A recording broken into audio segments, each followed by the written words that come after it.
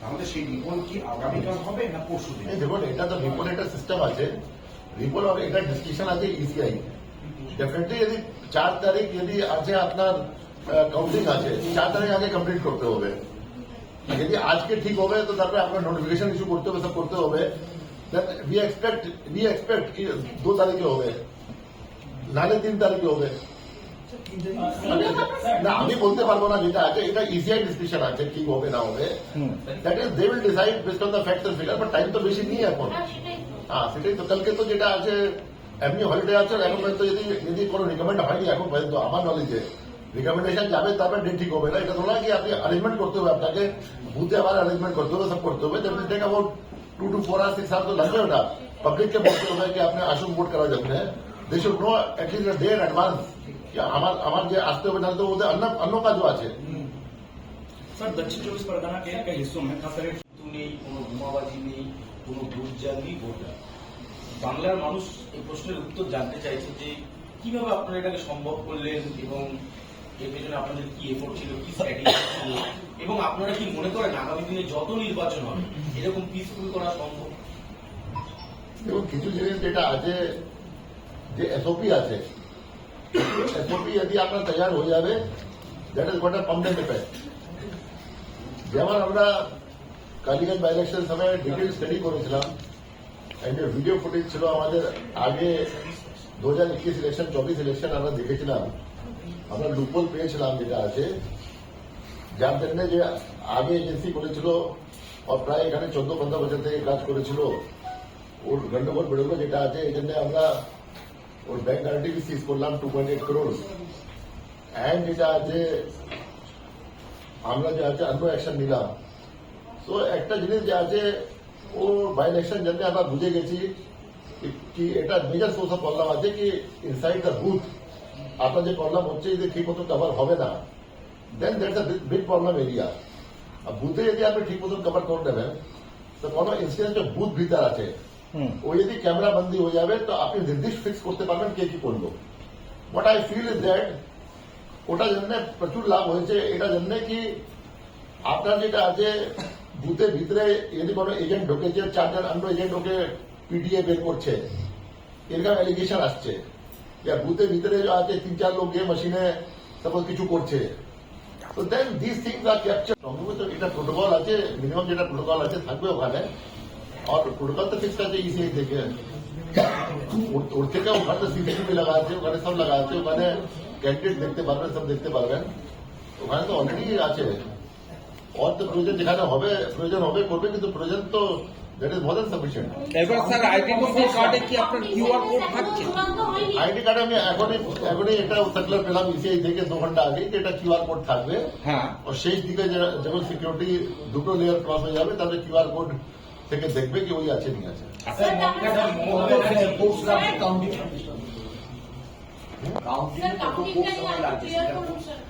এটা তো আমি মূলাই বলি, কাউন্টিং তো আপনার 3 day 4 থাকবে, কত লাগবে এটা আমার কাছে পুলিশ সার্টিফিকেট এখন পর্যন্ত আসেনি, কালকে ইলেকশন শেষ হয়েছে।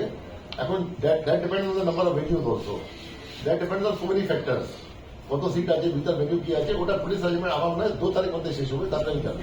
স্যার একটা বিষয় যদি জানার, যে কাউন্টিং সেন্টার তাহলে কি এখনো পর্যন্ত আপনারা ফাইনাল করতে পারেনি, যেহেতু বলছেন ডিওরা কমানোর চেষ্টা করছে? দেখুন, এটা হয় না কাউন্টিং সেন্টার, যেটা হয় আপনার একটা কাউন্টিং সেন্টার একটা ডিও থেকে প্রস্তাব যায় আমাদের মাধ্যমে ইসিআই থেকে, যখন ইসিআই থেকে অ্যাপ্রুভাল আসবে না আমরা বলতে পারবো না কোন তারিখে কত কাউন্টিং সেন্টার হলো। Let the ECI approval come, then will be able to answer.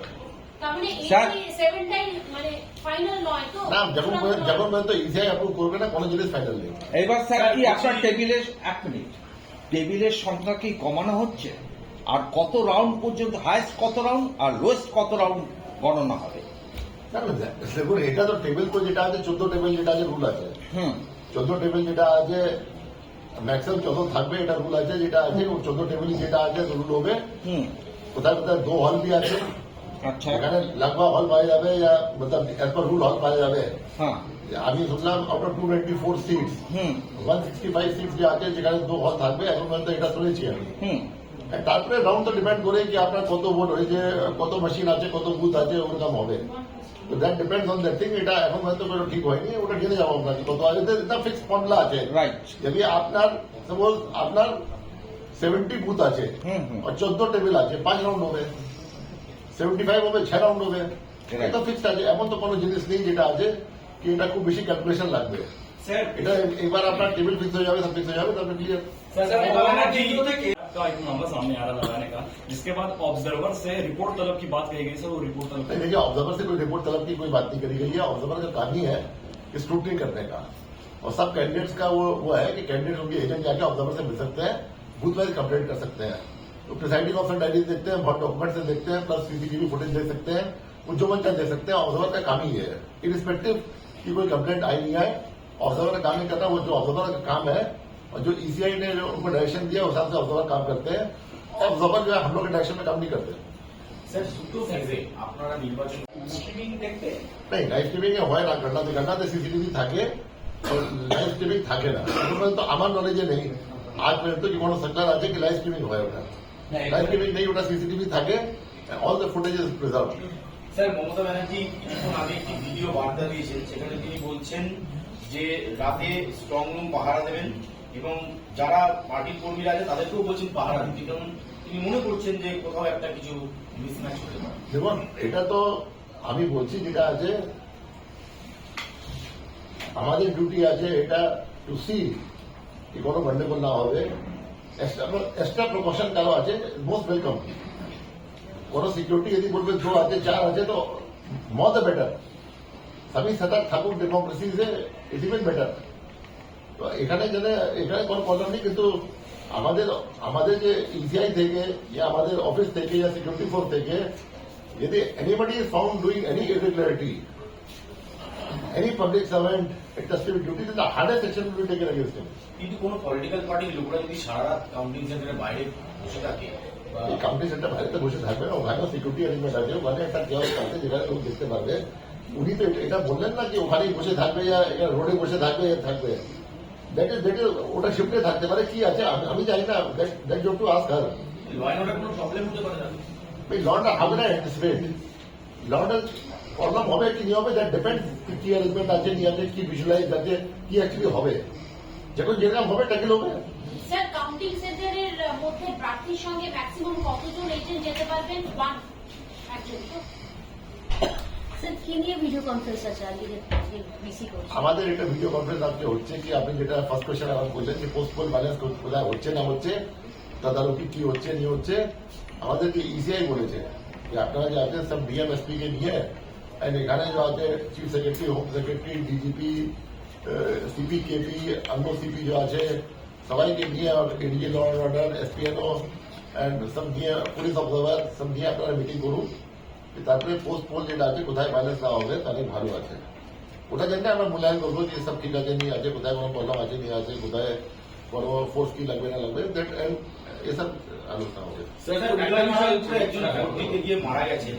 Mamata Banerjee কিছুক্ষণ আগে বলেছেন উদয়নারায়ণপুরে যিনি ভোট দিতে গিয়ে মারা গেছেন তার পরিবারকে সমবেদনা জানাই, তার পরিবারের পাশে আমরা থাকবো। বাকিটা কোনো ব্যবস্থা স্যার একটা সাপ্লিমেন্টারি বাকিটা কোনো ব্যবস্থা একটা সাপ্লিমেন্টারি না, আমরা বুঝতে পারছি না। ওই কেসটাতে আজকে একটা থানায় একটা অভিযোগ দায়ের হয়েছে, মানে একটা পলিটিক্যাল পার্টির তরফ থেকে ক্লেম করা হচ্ছে এটা সেন্ট্রাল ফোর্সের অত্যাচারে মারা যাচ্ছে, যদিও গতকালকে আপনারা একটা ক্লারিফিকেশন দিয়েছিলেন, একটু যদি আপনার সেটা যেটা আমি বলছি আমাদের কাছে সব ফুটেজ আছে, সব দেখতে পারবে। Any investigation is most welcome. আমরা কোঅপারেট করবো, যদি কোনো ইনভেস্টিগেশন হয়েছে will cooperate, will not going to shield anybody and give protection to anybody. আমরা সত্যি আর বলবো দেখা रिपोर्ट मैं बोलता हूँ कि 3.5 घंटे पहले ही खबर जो मैंने आपको दी थी कि आपके नदिया में सब कंप्लीट हो गया, आपका पूरा कंप्लीट हो गया, वहां पे कहते हैं पूर्व बर्धमान में कैलकाटा नॉर्थ और कैलकाटा साउथ से पूरा कंप्लीट हो गया। यहाँ पे आपका कोई रिपोर्ट नहीं है, और आपका आंशिक हुआ था उस समय तक, जो मेरे पास रिपोर्ट आई थी, हावड़ा में आंशिक हुआ था आपका, नॉर्थ 24 परगना में आंशिक हुआ था, साउथ 24 में आंशिक हुआ था, और डिस्ट्रिक्ट में आंशिक हुआ था, लेकिन वो उसमें कहीं रिपोर्ट की बात नहीं थी। लेकिन 3 घंटे पहले तक कंप्लीट नहीं हुआ था। मेरे पास आने तक टाइम लैग होता है, हो सकता है कि 3:30 बजे मेरे पास खबर आई, वो एक्चुअल खबर 12 बजे की, क्योंकि वहां फिर देखते हैं, फिर बाद डीओ को देते हैं, फिर डीओ चेक करता है, फिर यहाँ देता है, फिर मेरे पास आगे कंपाइल होकर आता है। एक एक सीट तो मेरे पास आता नहीं है। तो हो सकता है कि आप at this point of time 80-90% complete हो गया या और ज्यादा कंप्लीट हो सकता है। मैंने खबर दे रहा हूँ आपको 3-3.5 घंटे पहले, मैं वही खबर दे सकता हूँ जो मेरे पास 100% है और मैं श्योर हूँ। काउंटिंग सेंटर्स की सुरक्षा को देखते हुए इसे QR कोड आईडी जनरेट की गई, इसके बारे में बताएं। देखिए, ये तो काउंटिंग कोड का QR कोड का जो है काउंटिंग एजेंट्स के लिए और काउंटिंग पर्सनल के लिए ये सब जो है ये ECI ने स्टार्ट किया है और इसी बात से स्टार्ट किया है। जो 5 स्टेट्स में जहाँ इलेक्शन हुआ है, जब वोट की काउंटिंग होगी, एंड इसके बाद जो है ECI ये भी बोला है कि इसके बाद कोई भी बाई इलेक्शन होगा उसमें ये होगा। तो आपका अपॉइंटमेंट लेटर में एक QR कोड रहेगा, जो अपॉइंटमेंट लेटर जनरेट करेगा सॉफ्टवेयर ECI का, उसमें QR कोड रहेगा। आपका 3 लेयर सिक्योरिटी होती है, 3rd लेयर सिक्योरिटी में QR कोड से आपका वेरिफिकेशन होगा क्या वही है नहीं।